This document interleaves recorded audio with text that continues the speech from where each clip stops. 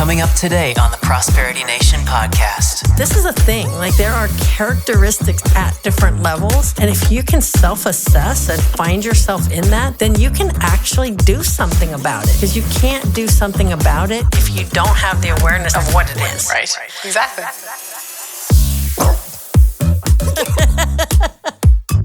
Ready? On your mark?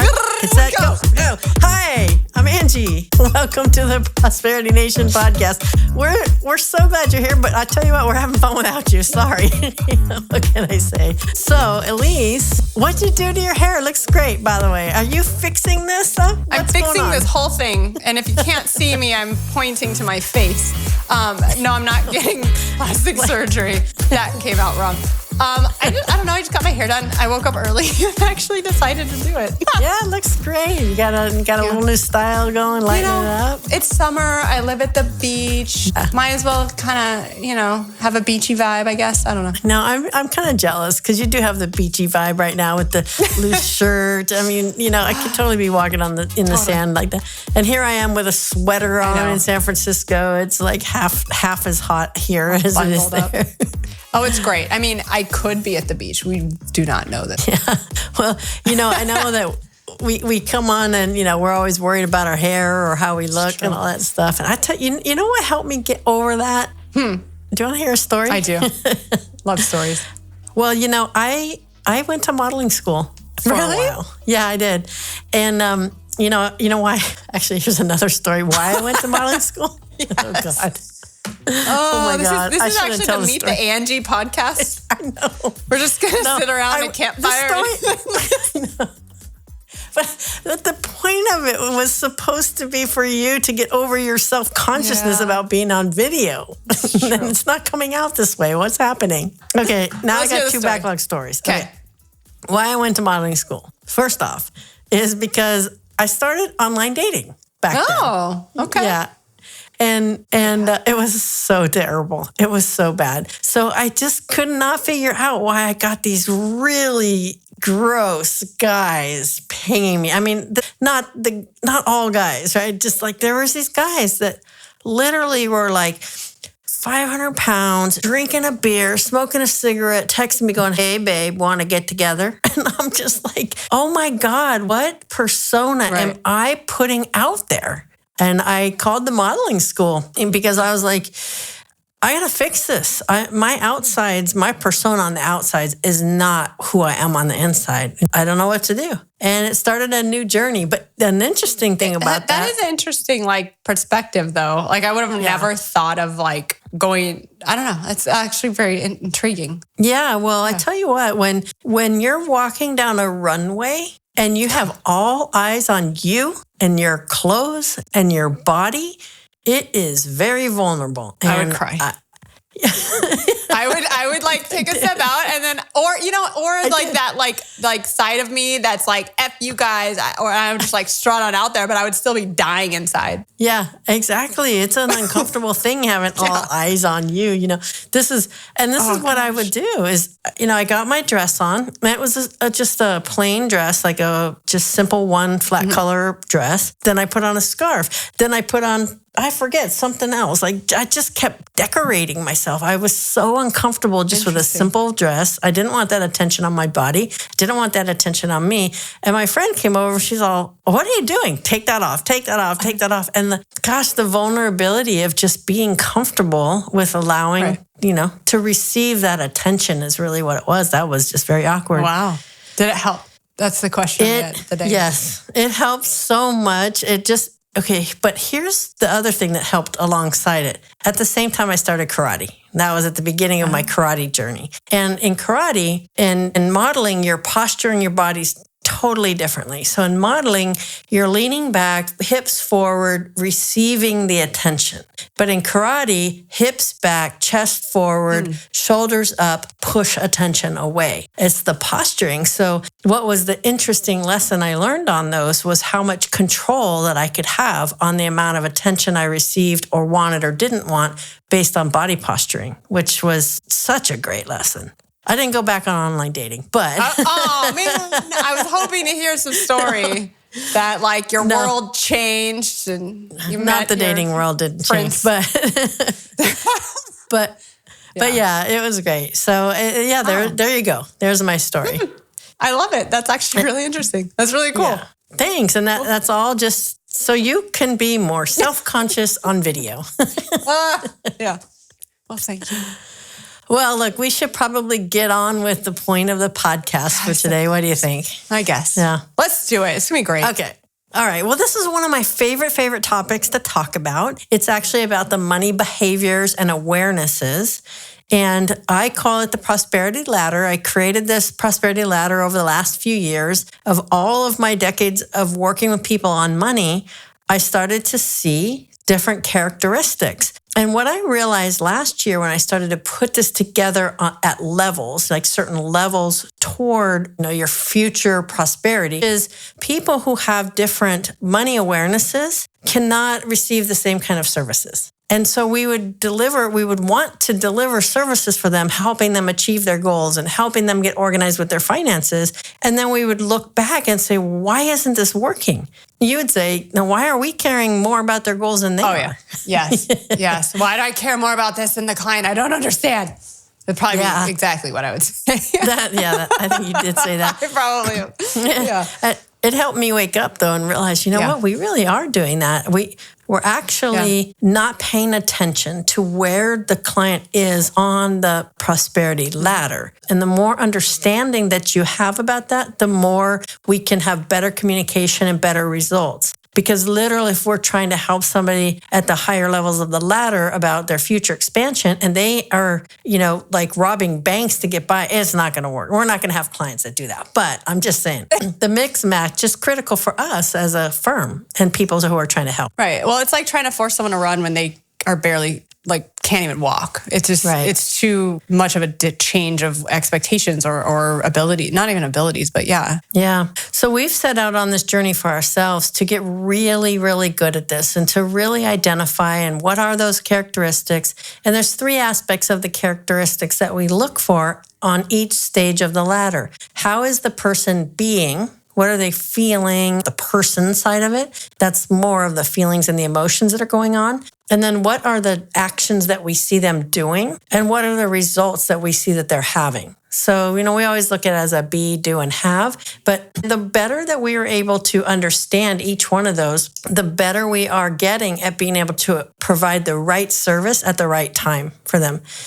The whole goal for anybody that we're trying to help and get prosperity in their lives and flourish personally and financially can only come by increased financial awareness. That's it. It's the awareness increase that allows people to want to take the next action. But I wanted to touch on each of these levels just to give people a perspective of what it is, how it works, and then how we're trying to adapt and create tools for our clients and also for ourselves to be better advisors, to be able to reach people right where they are and give them the next best thing that's going to make the biggest impact. Yeah. And I think what's important to keep in mind about these, especially when you go through them, if someone finds themselves on the lower side of these ladders, it's okay. And that's what we're here for, is to help them progress up the ladder. You're not stuck. And we've had clients that are start with us low and are not with low at all anymore. And so I think that's important to keep in mind, that it's just kind of the way to be able to meet the client, like you said, where they're at, or the individual, and be able to help them then move up. Right, exactly. Because the only thing that's going to help someone move up is increased awareness. And if you think about anybody who's trying to make any major changes in any area of life, the only way to do that is increased awareness, because you have to be aware of what's happening. And then you have to be aware you don't want that anymore. Then you have to be aware of what you can do to change it. Then you have to be aware of what your options are. It's always awareness. Yeah. All right, let's go through. Okay. Well, I'm going to start at the top and then go to the bottom and then come back to the middle and back to the top, probably, because we're going on a roller coaster here. Well, it is a roller coaster, isn't it? Actually, yeah. I know I take 2 steps forward and 5 steps back a lot of times. It's always up and back. But the top of the ladder, or if you can visualize this, I like to look at it as a ladder, because we're climbing steps and the rungs are really clear markers. It's very clear when that step is over and the next one starts. You're either on the step or you're not. But the top of the ladder is what we call the legacy stage. And that is legacy, meaning you're being able to fund dreams that are beyond you, that your dreams are bigger than you. They're bigger than your life that you're living now. In fact, we were talking about our dream that could take thousands of years for us to complete. That's a big vision that we're starting to open up to. Now, there's certain characteristics that have to be happening or in place before you're even at that point. And if you look at the kind of person, what's their emotions, what's their state when they're in that stage, is that they're very enthusiastic on life and achievement, on goals. They're creative and energetic, encouraging, generous, fulfilling, like all of these emotions and emotional state that actually create energy in the person. And yet the things that they're actually doing is they are living on a purpose. Like they know why they're here, what they're creating, what brings them fulfillment. They have a design for a legacy that's identified, that's created way into the future. They can think long-term, they act long-term. They're also very studious. They're studying new things. They want to learn. They get eagerness for learning. And they know that they need to and are putting right structures in place to protect that. But when you're at this stage, you have such power in your vision for the future, in such power in your actions you're taking and the creations that you're doing. You're making a difference in the world and in people's lives, that you start to protect that so that even if it gets under attack, it doesn't destroy it. It doesn't destroy the future or the current. Finances are in order. You're in command and you can direct money into these goals. It's really that state of powerful creation that's going to last beyond your current living, like today or tomorrow or your lifetime. Oh, let me just put this in one more context. I like to look at this as how these states affect your ability to accomplish your dreams. Because it's really important that what we're trying to do is empower people with the know-how to be able to create the life that's going to bring them the most aliveness. So finding their dream and actually doing it. And so at the highest level of the ladder, not only can they create dreams that they're living in right now, but also they can create dreams that will be surviving. So they're allowing their dreams to survive. That's the way I like to talk about it. On the other end of the spectrum is the bottom rung, where it is destruction, where dreams are dying, dreams are lost, they are being destroyed. We call this level destruction. And in the destruction level, that's exactly what's happening to dreams. They're fading away because they're not actually able to make forward progress at all. And this bottom state, if you think about it in terms of prosperity, flourishing personally and financially, when we look at the financial side, this is where we see real destructive financial behaviors. I know you've seen it, Elise, right? I mean, we've all seen it. What's something you've seen? I mean, well, like bankruptcy. People obviously filing bankruptcy, that harms not only themselves, people around them, people stealing. I've known people that have taken from parents or friends and, stuff like that in various ways, maybe not just like stealing a 20 out of their purse, but yeah. And that's where, getting false benefits you're not entitled to, like you said, the stealing. But, there's addictions that start getting involved at that point, whether that's gambling addictions or spending money on drugs or whatever happens. It's when you're no longer an asset to the society, to yourselves. You're actually a detriment to yourself and to society. And it's very easy to slide down this ladder. And that's why I say it's a ladder, because when you don't address these things, it's like you progress farther and down faster. And we've experienced where people were right on the cusp of the destruction phase, and the next rung up from that is the avoidance phase. Now, this unfortunately, this level 2, this avoidance stage, is where a lot of people are in our society. I want to talk about money. There's shame, there's embarrassment, there's not opening statements, there's feeling betrayed, and there's distrust and suffering, and they're upset at everybody, and always in confusion, and all of the states that really, dreams can't happen in this state because you're making excuses for why they're not happening. You know what else I've noticed? They have, because of the distrusting. I can't talk today. Because they don't trust others, they listen to way too many people for advice, but then they also don't want to make the decision because they want someone else to be like the scapegoat when it doesn't go right. Yeah. So then they put it on you. Then it's the blame, or then they drop into confusion, or they try to make a decision. It falls into doubt. Then they go back and they get stuck in this loop. And then the confront on money just is getting so low. And then they're just right on that edge of like, gosh, if I slip one more, I'm just down in destruction. Like just hovering on that low, that spot of I can't confront it, I can't address it, to one more step and I'm going down and really destroying my dreams. Yeah. So, that stage of avoidance, like this really is the most common because we see these emotions of despair and hopelessness and just giving up on dreams, just because all the reasons that it can't happen. And that's where we really believe that it's possible with increased awareness to get control over your ability to make things happen for you in your life, make your prosperity happen. And as soon as we get a little bit more awareness, the next stage that people move into is willingness. Now, when you're in the willingness stage, what happens to your dreams is they actually get stuck because you're not really quite able yet, but you're not like destroying them, but you're kind of just stuck in the, I don't know how. I'm in the chaos. I'm in, paycheck to paycheck, getting payday loans. I'm not making enough money. That's probably one of the biggest characteristics is not making enough money.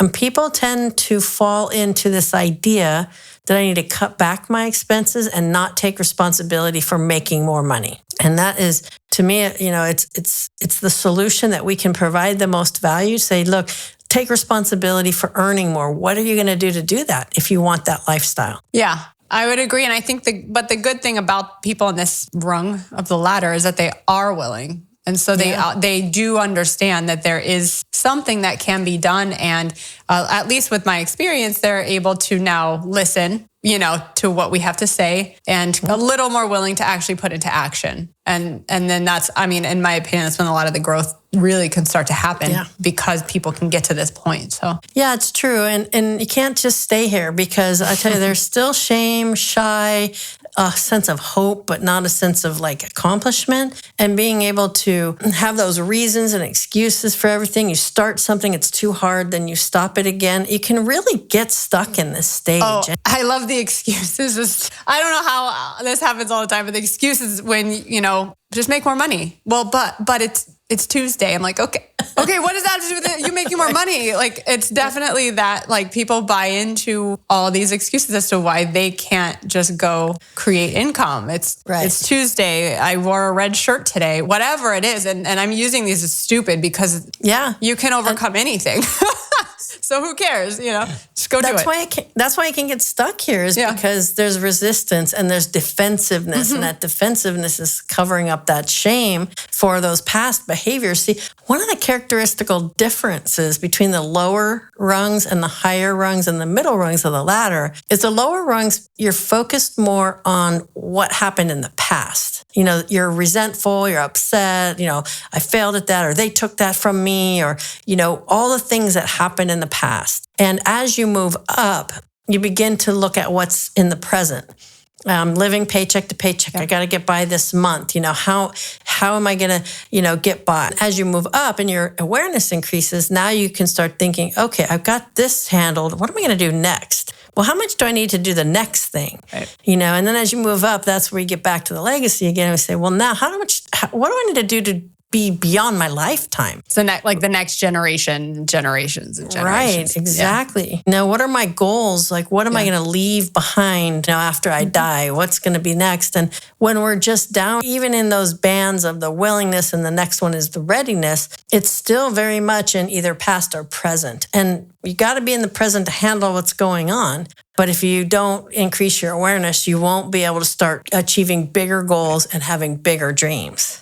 So that leads us up to the next one, which is the readiness. So when somebody's ready, we know that their dreams are getting started. We know they're really trying on their dreams, but they're struggling, but they're trying. So they got the forward motion going, but it's rough. Right? It's slow and it's rough. But we see them, they're more organized and they have more insights as to what's going on. And they are starting to talk about money. They're starting to talk about their the questions they have, the weaknesses that they have. They're starting to reach out for some guidance and some help. And, they're still not doing all things right. They're mixing their business and personal all up in a mess, and there's still some chaos. But at least they see it and they know it. And now they're really getting ready to do something serious about it. So the next level after, once you're getting readiness, is really getting into these next two higher rungs of the ladder, which is expansion and legacy. Once you hit that barrier of now you know how to make money. When you understand the formula of how to make money and how to draw money into you to the degree you want or need it to achieve your goals, all of a sudden you start getting in real control. And that's when you can start expanding. So when you're in this state of expansion, your dreams are sprouting. They're starting to grow and multiply.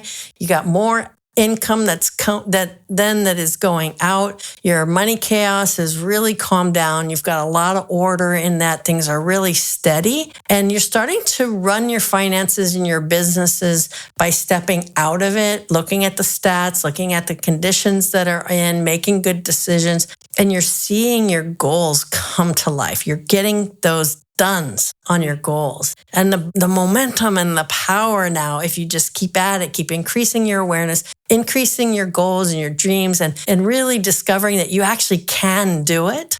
It's like you've crossed this like almost to the finish line feeling. Yeah, and I think that's what it is too, because I've seen it in our clients. Like they get excited, it's almost like you can start to see the light at the end of the tunnel in a way, and then that just keeps driving them to push even harder. It's like when they really start to step on the gas. Mm-hmm. Yeah, exactly. And just knowing how to set a goal that's a prosperity goal, a goal that actually will move you in prosperity. So any goal that you set, you could check yourself, is this going to help me flourish personally and financially? And setting those goals that are going to expand that and then getting it done. Just small little steps, done.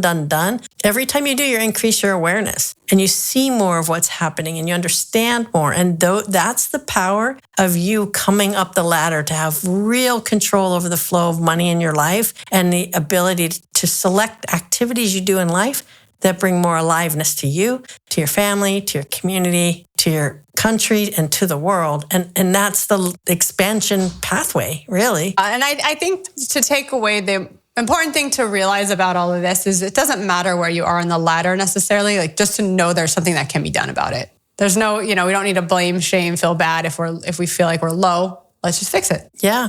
And I think we go through these different stages all the time. Like sometimes we're up, sometimes we're down. Sometimes we make changes that bring us down. Sometimes we make radical leaps and it brings us up. You're right. It's not about a judgment, all of it. It's just about the awareness of knowing that this is a thing. This is a thing. Like there are characteristics at different levels. And if you can self-assess and find yourself in that, then you can actually do something about it. Because you can't do something about it if you don't have the awareness of what it is. Right. Exactly. So, it's our mission. It's our job here to help match you with the right kind of service that you need at where you are so that we can help you increase the awareness and help you get what you need, the support, whether it's coaching, whether it's financial services, whether it's podcasts or books. We have the tools that we want to match you correctly so you get the highest level of success at it. Because our goal is that you are able to create your own prosperity and you can take responsibility for flourishing personally and financially. And you can do it. It is possible. We want to hear from you. Where do you see yourself on the prosperity ladder? What are you stuck on? What do you need help with? We want to hear your stories. Yeah, as always, go ahead and send those. Any stories, questions, comments, whatever you want. It's stories@prosperitynation.com. Go ahead and like and subscribe to our podcast and follow us on social media. Awesome. See you next time. I said still. I know you did.